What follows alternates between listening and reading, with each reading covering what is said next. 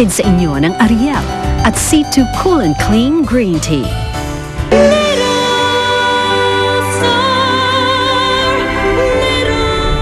Alam ko, naguguluhan ka ngayon. Pero anak, believe me, everything will be okay.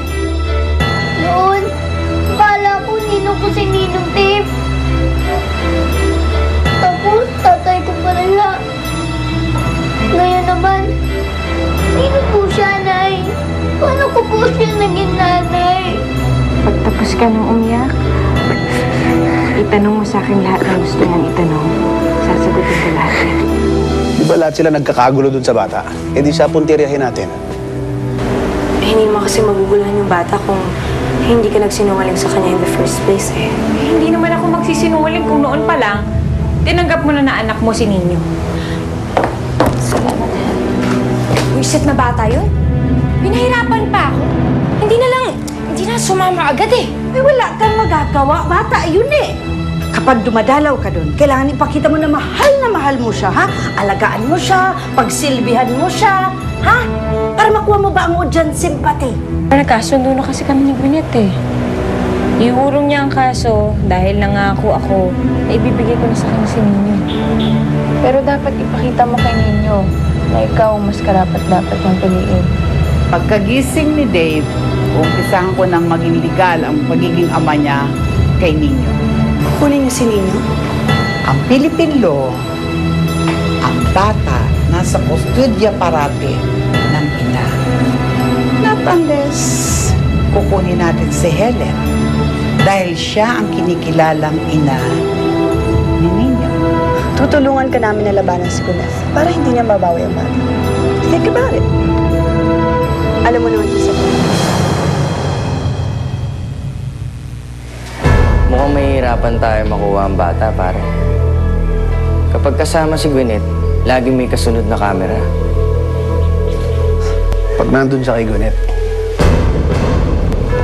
Pero pwede naman nating tiyempo na si Helen ang kasama ni Ninyo eh. Konting tiyaga, tamang timing. Yun lang kailangan natin para walang aberya itong plano natin. Pag nasa atin na si Ninyo, marami sila maghahabol at magbabayad sa atin.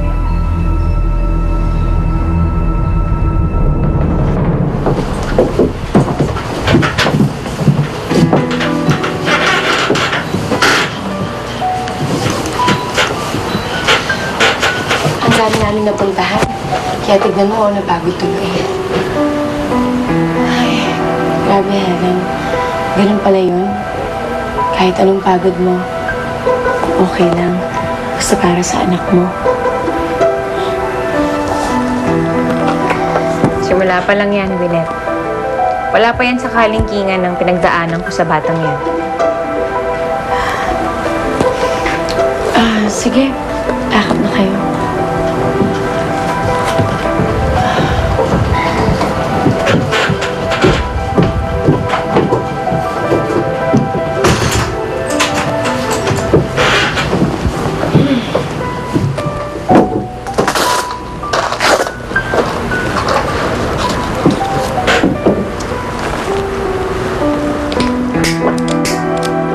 Gwyneth, wag naman dito.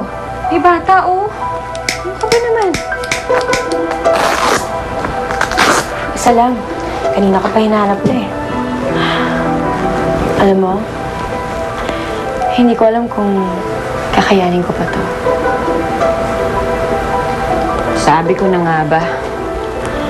Siguro naman alam mo kung bakit ko kinuha sa'yo si Nina, diba? Alam ko, para gamitin mo lang siya. Dapat nga hindi ko ibibigay sa'yo ang bata eh. Oy, may agreement tayo, diba? Kapalit ng paglaya mo, sa akin mapupunta si Nino. Na-extend na nga yung stay niya sa'yo eh.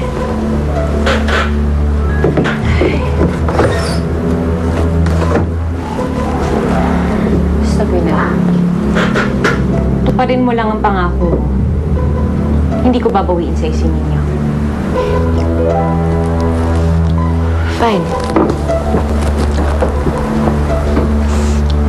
Una na ako.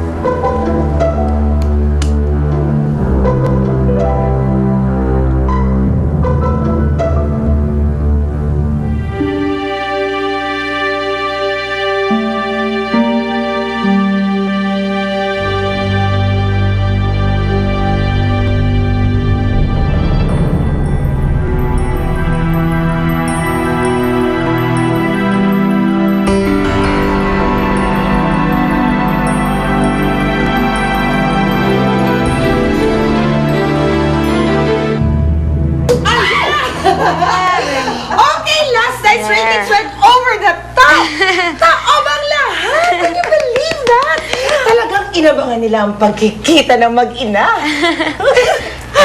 You know what? Because of that, sa season 2 natin, lilipat na tayo sa bagong bahay!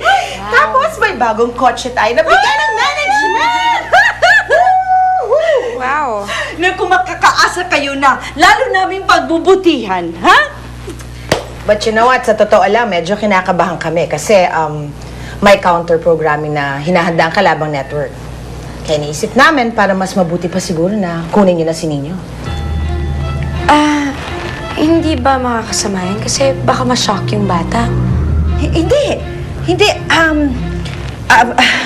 Kukunin natin si Ninyo, ha? Kakayanin mo yun. Ako ang bahala. Ma, Hindi, tapos na yung malamanay na approach ha? Ako naman ang papasok. Iba ang gagawin kong atake. Ako naman ang bibida. Bilang isang mapagmahal na lola, kukunin ko ang aking apo. Hindi ba? Perfect. Cheers! Cheers!